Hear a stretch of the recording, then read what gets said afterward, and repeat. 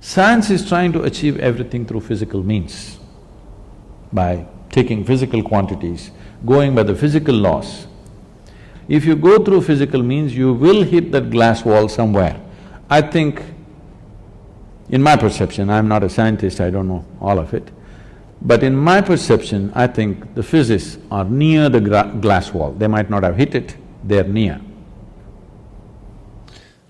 That's the unknown question, right? We have no guarantee how far we'll get in science. By glass wall, I assume you mean we run to a place where we say we can't… Where the present faculties will not be good enough. The present faculties of five senses and a brain will not be good enough. That we hit a long time ago. So for example, things like quantum physics, you can't understand it.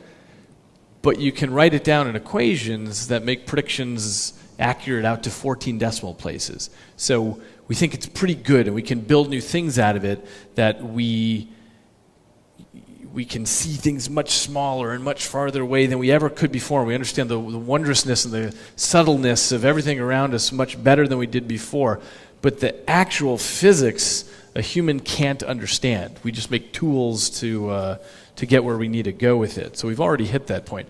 And certainly it's the case with the human brain, which is made up of almost 100 billion specialized cells with thousands of trillions of connections between them. And every second… I like the way you're saying it with the passion. Like some people are talking about food or something else. I'm a brainy instead of a You foodie. feed on the brain. Yeah. But the reason it's easy to be passionate about it is because it's a system of such unimaginable complexity that it bankrupts the language. We have no way that a human could perceive a system of that complexity, and yet each of us has it. There's this 3-pound organ that we're carrying around, but we've already hit that point a long time ago in science where we realize we can make new strains of mathematics, we can make computer simulations, but we'll never get it. I'll never get the brain.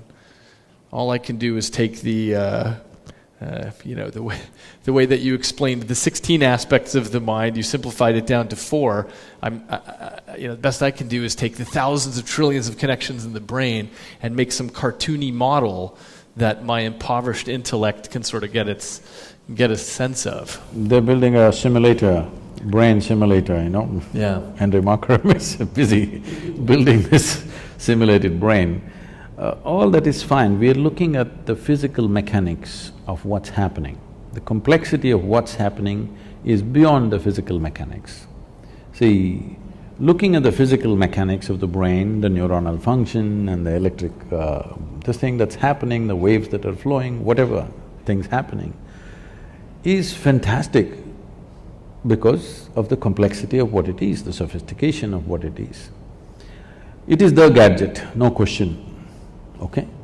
This human gadget is the gadget on the planet. Of what we have seen, this is the most sophisticated gadget on the planet, there's no question about that. Keeping that aside, but even this brain can be manufactured with something as simple as a piece of a carrot or a bread.